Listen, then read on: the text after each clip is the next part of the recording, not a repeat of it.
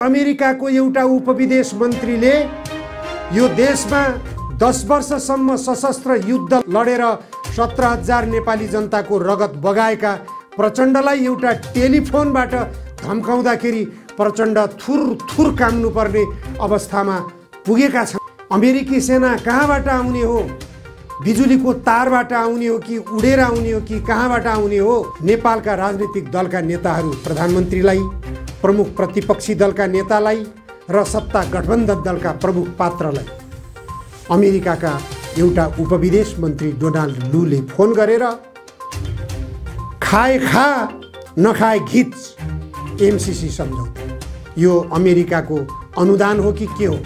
अनुदान पनि यसरी जबरजस्ती दबाब दिएर खिचाउने प्रयास हुन्छ। नेपालको विकासको पूर्वाधार भनेको जल सम्पदा हो। यो एमसीसी सम्झौता मार्फतबाट थप अन्य नदीहरू, अन्य जल सम्पदाहरू भारतले कब्जा गराउने बदनियत यहाँ यो एमसीसी सम्झौतामा उल्लेख गरिएको छ। एमसीसी सम्झौताको पक्षमा दस्तखत गर्ने व्यक्तिका हातहरू निश्चित रूपमा भोलि काटिनेछन् भनेर सडकबाट बराबर खबरदारी भइरहेको छ।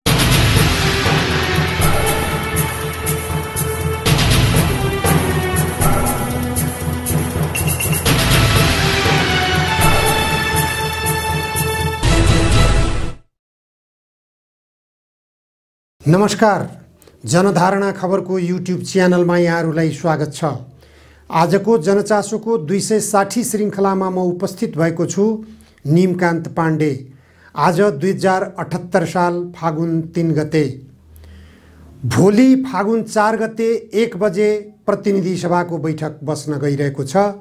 उक्त बैठकमा प्रधानमन्त्री शेरबहादुर देउवाले एमसीसी सम्झौता टेबल गर्ने तयारी गरिरहनु भएको बुझिएको छ।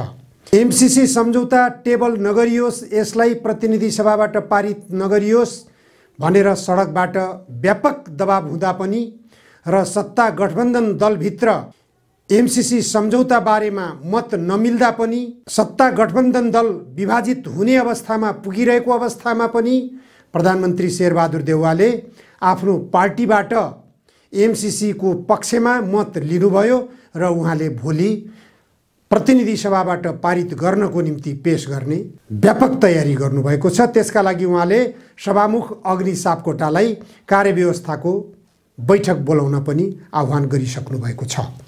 आफ्नो पार्टी कार्यालयबाट उहाँले निर्देशात्मक आदेश गर्नुभएको छ। त्यसले गर्दा भोलि फागुन 4 गते सम्भवतः नेपालको ठुलो भाग्यको फैसला हुने दिन रहेको छ। सडकमा राजनीतिक दलका नेताहरू जो संसद बाहिर रहेका छन् र संसद भित्रका पनि केही दलहरू आन्दोलित भइरहेका छन्। भोलि प्रतिनिधि सभा घेराउ गर्ने तयारीका साथ संसद बाहिरका राजनीतिक दलका नेताहरूले निकै जोडतोडका साथले आन्दोलनलाई भयानक बनाउने तयारी गरिरहेका छन्। यो पनि गम्भीर खतराको विषय बन्न गएको छ। देशलाई मुठभेडमा लैजाने यो देशको सरकार, गठबन्धन दलका नेताहरू, प्रमुख प्रतिपक्षी दलका नेताहरू, समग्रमा संसदभित्र रहेका राजनीतिक दलका नेताहरू यो देशलाई गम्भीर मुठभेडतर्फ लान खोजिरहेका छन्। यसले देशमा गृहयुद्ध निम्त्याउने निश्चित छ। नेपाली काङ्ग्रेस र एमसीसीको पक्षमा बोल्ने सोनाम धन्ने बुद्धिजीवीहरूले नेपालमा अमेरिकाको सेना आउँछ भन्ने हौवा हो। अमेरिकी सेना कहाँबाट आउने हो? बिजुलीको तारबाट आउने हो कि उडेर आउने हो कि कहाँबाट आउने हो?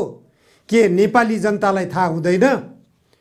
अमेरिकी सेना आउने भन्ने कुरा वाहियात कुरा हो भनेर एमसीसी सम्झौता नेपालको हितमा छ, नेपालको विकासको निम्ति फाइदाजनक छ भन्ने तर्क गरिरहेका छन्। अझ भन्ने हो भने नेपाली काङ्ग्रेसका प्रकाश शरण महत, रामशरण महत लगायतका प्रधानमन्त्री शेरबहादुर देउवा समेतले एमसीसी सम्झौताले नेपालको कायापलट गर्छ भनेर तर्क राखिरहनु भएको छ।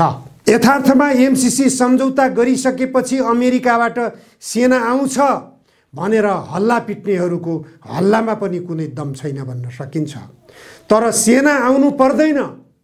अहिले अमेरिकाको एउटा उपविदेश मन्त्रीले यो देशमा 10 वर्षसम्म सशस्त्र युद्ध लडेर 17,000 नेपाली जनताको रगत बगाएका प्रचण्डलाई एउटा टेलिफोनबाट धम्काउँदाखेरि प्रचण्ड थुर थुर काम्नुपर्ने अवस्थामा पुगेका छन् भनेपछि अनुमान गर्नुहोस् अमेरिकी सेनाको प्रमुखले अथवा अमेरिकी कुनै मन्त्रीले, अमेरिकाको रक्षा मन्त्रीले अमेरिकाबाट नेपालको सेनालाई फोन गर्यो भने नेपाली सेनाको हालत के हुने हो त्यो बेला?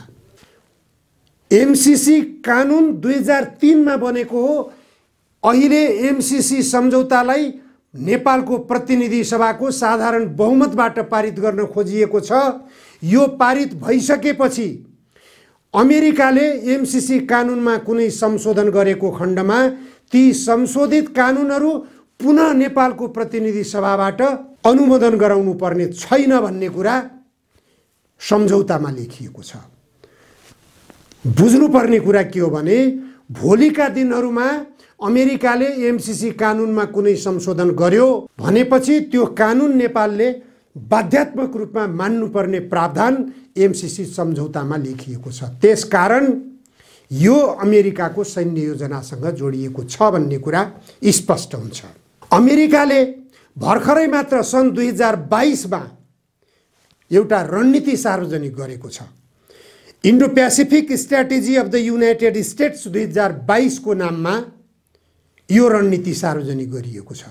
यसमा स्पष्ट रूपमा त्यो स्ट्र्याटेजीमा भनिएको छ अमेरिकाले इन्डो पेसिफिक क्षेत्रमा बढ्दो कम्युनिस्ट प्रभावलाई नियन्त्रण गर्न, त्यसलाई अवरोध गर्न यो रणनीति लागू गरिनेछ। यसको उद्देश्य त्यही हुनेछ।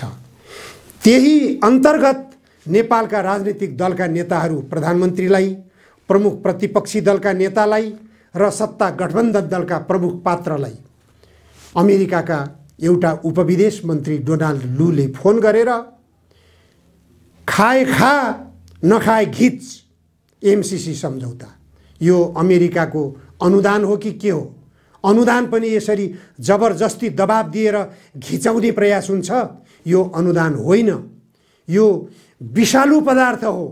अमेरिकाले नेपाललाई विषालु पदार्थ घिचाउँदैछ। यो विषालु पदार्थ नेपालले भोलि फागुन 4 गते घिच्ने तयारी गरिरहेको छ। यो विषालु पदार्थ नेपालले घिच्यो भने नेपाल विस्फोटक अवस्थामा गयो भन्ने कुरा बुझ्दा हुन्छ। जसरी 20 वर्षसम्म अमेरिकाले अफगानिस्तानलाई तहस नहस बनाएर ध्वस्त बनाएर छोड्यो, त्यसै गरिकन नेपाललाई पनि अमेरिकाले एमसीसी सम्झौता मार्फत ध्वस्त बनाएर छोड्नेछ। यसमा कुनै शङ्का छैन। नेपालको जल सम्पदा भारतको कब्जा गराउने यो एमसीसी सम्झौतामा लेखिएको छ। नेपालमा कुनै पनि जल सम्पदा सम्बन्धी योजना र सडक सञ्जाल सम्बन्धी कुनै पनि योजनाहरू तर्जुमा गर्दा भारत सरकारको सहमति लिनुपर्ने बाध्यात्मक व्यवस्था यो एमसीसी सम्झौतामा लेखिएको छ। नेपालको कानुन र नेपालको संविधानभन्दा यो एमसीसी सम्झौता माथि हुनेछ अथवा एमसीसी सम्झौतामा लेखिएका शर्तहरू लागू हुनेछन् भनेर लेखिएको छ। नेपालको विकासको पूर्वाधार भनेको जल सम्पदा हो। नेपाल जल सम्पदाको धनी देश। नेपालको जल सम्पदामा भारतको गिद्धे दृष्टि आजदेखि होइन, कोशी सम्झौताभन्दा अगावैदेखि सुरु भएको हो। कोशी सम्झौता, गण्डक सम्झौता, माथिल्लो कर्णाली सम्झौता, महाकाली सम्झौता, अरुण तेस्रो सम्झौता लगायतका सेती सम्झौता जति भइरहेका छन् नदी सम्बन्धी सम्झौताहरू भारतले सबै नेपालका नदीहरू कब्जा गर्ने अभियान धेरै पहिलेदेखि चलिरहेको छ। यो एमसीसी सम्झौता मार्फतबाट थप अन्य नदीहरू, अन्य जल सम्पदाहरू भारतले कब्जा गराउने बदनियत यहाँ यो एमसीसी सम्झौतामा उल्लेख गरिएको छ। त्यसैले एमसीसी सम्झौताको विरोध सडकबाट भइरहेको छ, खबरदारी भइरहेको छ।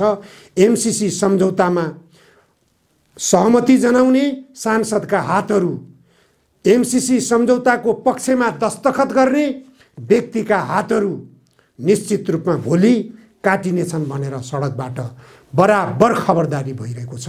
त्यो खबरदारीलाई अटेरी गर्दै नेपालमा अमेरिकी एउटा उपविदेश मन्त्रीको टेलिफोनको धम्कीमा लथरक्क परेर लम्पसार परेर अमेरिकाको दलाली गर्न भोलि प्रतिनिधि सभामा यो पेश हुँदैछ। तर प्रतिनिधि सभाको साधारण बहुमतले पारित गरे पनि एमसीसी प्रकृतिको सम्झौता, जुन सम्झौताले नेपालको सार्वभौम सत्तालाई समाप्त गर्दैछ, नेपाललाई असंलग्न राष्ट्रहरूको सदस्यको हैसियतबाट समाप्त गर्दैछ, नेपालको जल सम्पदामा नेपालको अधिकारबाट नेपाललाई समाप्त गर्दैछ, नेपालको वनजङ्गल विनाश गर्ने दीर्घकालीन योजना बनाउँदैछ, यस्तो सम्झौता नेपाल सरकारले गर्नै सक्दैन। नेपालको संविधानको धारा 279 को 2 को घ अन्तर्गतको सम्झौता हो यो। यस्तो सम्झौतालाई 279 को धारा 279 को उपधारा 4 ले निषेध गरेको छ। सम्झौता गर्नै निषेध गरिएको यस्तो प्रावधानको सम्झौतालाई एउटा मन्त्रीले, ज्ञानेन्द्र बहादुर कार्कीले दस्तखत गरेको भरमा प्रतिनिधि सभाको साधारण बहुमतबाट पारित गरेर लागू गर्न खोजियो भने यो संविधान विपरीत हुनेछ।